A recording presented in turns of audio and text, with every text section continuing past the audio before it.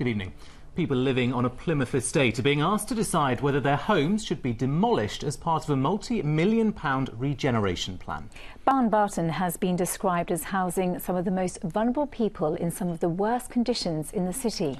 Well, now the social landlord is preparing to do something about it, and the plans could transform the area.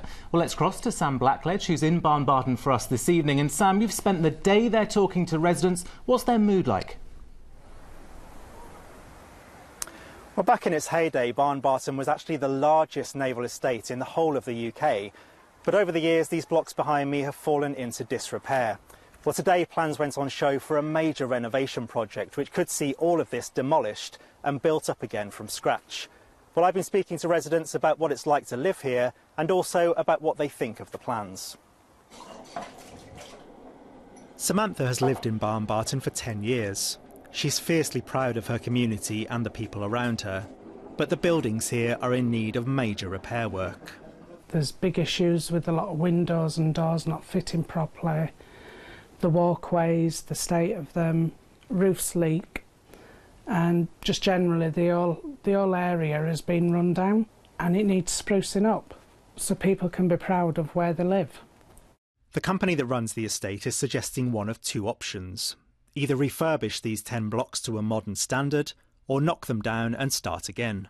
Demolish is the best way.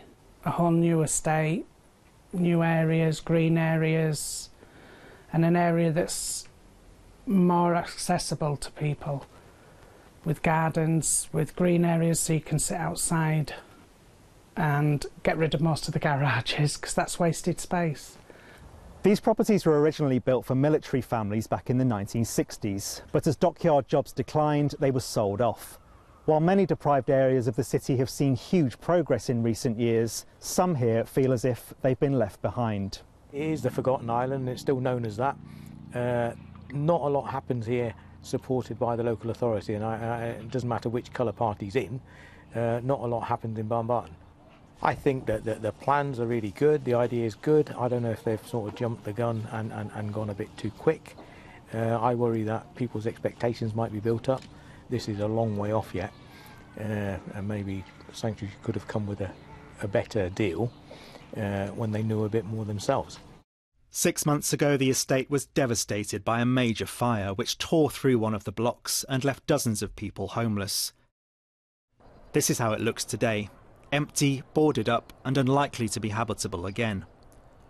The local MP Johnny Mercer was recently given a tour of the area and was shocked by what he saw, saying some of our most vulnerable people live in some of the worst conditions in the city and promising to make some changes. Well, today could be the first step. These images show what Barton could become if the existing tower blocks are either refurbished or replaced by family homes and attractive communal spaces. But Sanctuary Housing must first convince the owners to let them go. We've got to a point now where there's an opportunity to look at purchasing the land, and that's something we're now engaging with the site owners, and we're saying to them basically, is this something that they could do with us, they could work with us on this, and then that affords us a brand new opportunity really to put significant investment into the estate. We want this to be a place where people choose to live. You know, one of the things I've found today is the sense of passion that people have for their community, and we recognise that and we want to work with them on that.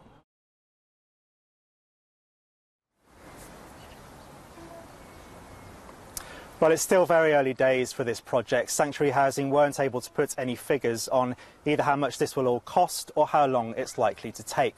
People here are cautiously optimistic, but it could still be a very long process.